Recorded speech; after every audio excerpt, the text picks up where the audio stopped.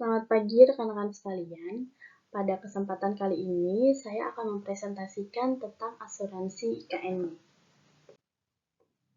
Pada tahun 1859, didirikan sebuah asuransi di Indonesia pertama kali oleh orang Belanda, yaitu asuransi jiwa.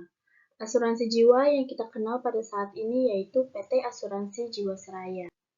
Menurut Undang-Undang Nomor 40 Tahun 2014, asuransi dapat diartikan antara dua pihak, yaitu perusahaan asuransi dan pemegang polis yang menjadi dasar bagi penerima premi dan bagi perusahaan asuransi sebagai imbalan untuk memberikan pergantian kepada tertanggung atau pemegang polis karena kerugian, kerusakan, biaya yang timbul, kehilangan keuntungan, atau tanggung jawab hukum kepada pihak ketiga yang mungkin diderita oleh pemegang polis karena terjadinya suatu peristiwa yang tidak pasti, atau memberikan pembayaran yang didasarkan meninggal atau hidupnya tertanggung yang besar manfaatnya telah ditetapkan atau didasarkan pada hasil pengelolaan dana.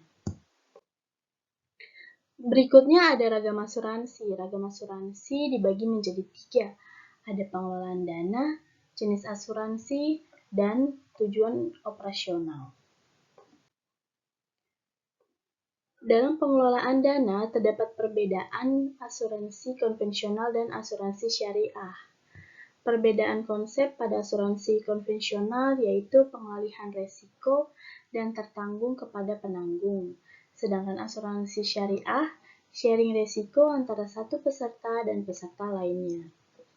Untuk perbedaan akad, asuransi konvensional terdiri dari jual beli tababili. Sedangkan asuransi syariah pada akad tolong-menolong, akad tabaru, dan akad tijirah. Perbedaan sumber hukum pada asuransi konvensional yaitu bersumber dari pikiran manusia dan kebudayaan berdasarkan hukum positif dan hukum alami. Sedangkan sumber hukum pada asuransi syariah yaitu Al-Quran, hadis, dan sumber hukum lainnya. Perbedaan kepemilikan dana asuransi konvensional yaitu dana premi seluruhnya menjadi milik penanggung sehingga penanggung bebas menggunakan dan menginvestasikannya. Pada perbedaan kepemilikan dana asuransi syariah itu, dana dari peserta sebagian akan menjadi milik peserta, sebagian lain untuk penanggung sebagai pemegang amanah dalam mengelola dana. Pada ragam asuransi ditinjau dari tujuan operasionalnya. Pada tujuan asuransi ini bukan mencari keuntungan, tetapi menyediakan layanan sosial bagi masyarakat dalam bentuk penjamin atau perlindungan terhadap suatu risiko disebut asuransi sosial. Sedangkan tujuan asuransi ini adalah mendapatkan keuntungan. Keuntungan tersebut nantinya ditinjau bagi pemegang saham. Asuransi ini menyediakan layanan mulai dari asuransi badan umum milik negara atau BUMN hingga dikelola oleh swasta yang disebut dengan asuransi komersial.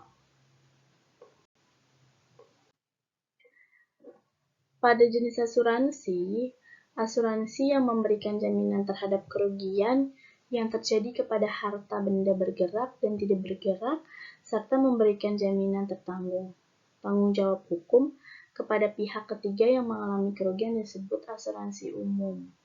Asuransi yang memberikan jaminan perlindungan untuk pengalihan risiko keuangan atas meninggal atau hidupnya seseorang yang dipertanggungkan disebut asuransi jiwa.